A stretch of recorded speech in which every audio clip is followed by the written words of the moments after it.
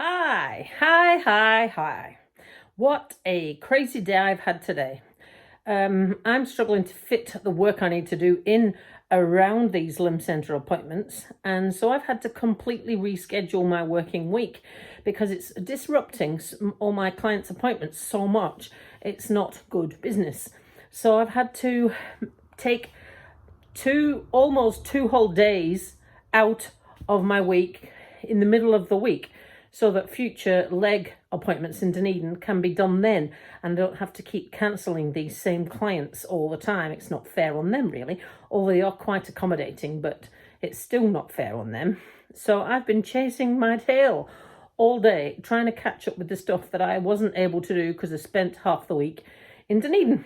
And I need to plan better because I'm going to spend half the week next week in Dunedin and potentially the one after that.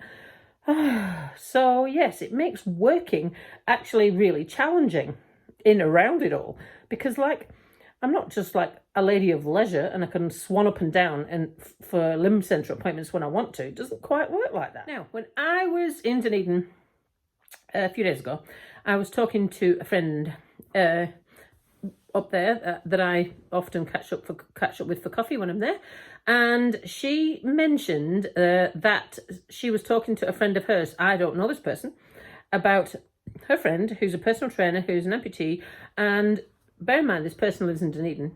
Oh yes, I think I know who you mean. I've seen the car. So I instantly thought of that day in Queenstown when I was sitting in a pizza place and the woman next to me, I follow her on YouTube. And so it's quite strange each time this happens that somebody knows me that doesn't know me, but it's at the same time it's actually really good because it means that what I'm doing is the message is actually getting out there. So it made me think about a terminology.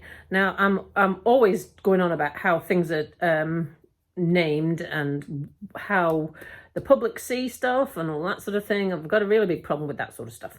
But what I'm getting at here is the whole way that society view disability. So here is what I'm talking about.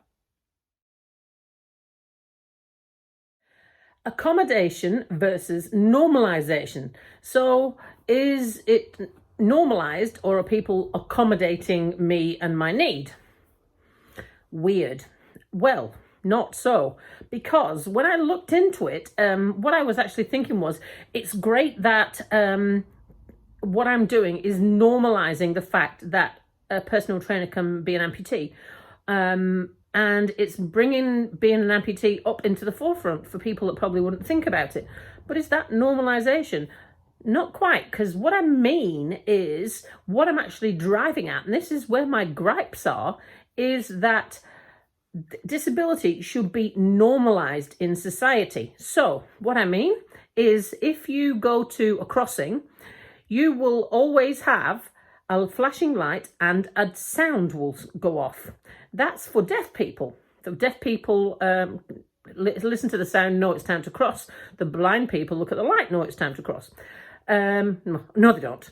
The blind people listen to the sound and the deaf people look at the light. That's what I meant. Anyway, that's normalised because you expect that to be on most crossings. The fact that drop curbs on the corners of junctions and by disabled parking spaces and things, and at crossings and things like that, dropped curbs so that wheelchairs can get on and off the pavement at that point. That's normalised because it's there and it's all the time and you see it all the time.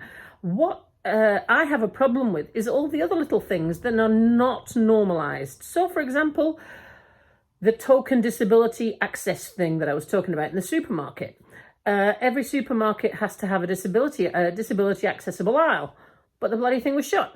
So that's not normalising it. Normalising it would be if that disability accessible aisle on the till was always open, even if others were closed. That would be normalising it. If you go into a bank or a bar or anywhere like that, they're supposed to have a counter that is at the right level for the disabled. They often do, but it's not used, or it's got junk sitting on it, or stuff like that. So they should use it all the time so that it's normalised. I go to the swimming pool, you know I go to the swimming pool, and they have disabled changing rooms, but they are often not locked and secured, and so they're used like toilets for the general public. Normalising access to the pool would be been able to go in, been able to get the disabled access, being able to access everything to get in without having to make it a giant drama, like I have had to sometimes, like St Clair Pool. That was very much normalised. That's actually the first time I have felt that the disability has been normalised. There was no drama needed to be made. I was explained things to me. I was told which way I had to go. There was people to help me if they needed to, but it wasn't made into a big thing. That was normalising it. That's what everybody should do. And it wasn't until I left that pool that I realised that's actually the way it should happen, and it doesn't normally. So I actually contacted the aquatics manager in Dunedin City Council and told her about my experience and how great it had been and how awesome the staff were. And when I asked for the contact details, the staff at the pool were like,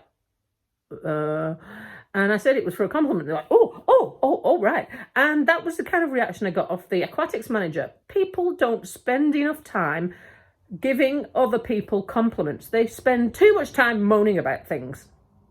So normalisation, if you can think of a way that disability could be normalised that it isn't, then I'd love to hear those in the comments below. One that I read somewhere was the fact that bus drivers are supposed to announce the stops when they arrive at the mall, but they don't always. So blind people will have to then ask.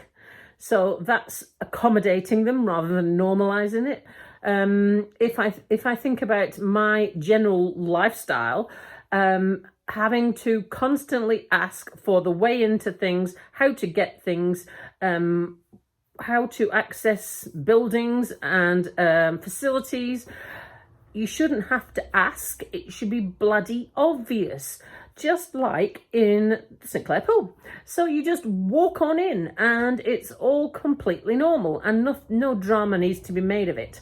This is how disability should be done, and more people should be looking at how places like St Clair hot saltwater pools are actually doing it, because that is what normalising disability is, so that the disabled person can access things absolutely the same as everyone else. No drama is made of it, and the facilities that have to be put in place are actually used, rather than just being a token gesture in the corner like in the supermarket.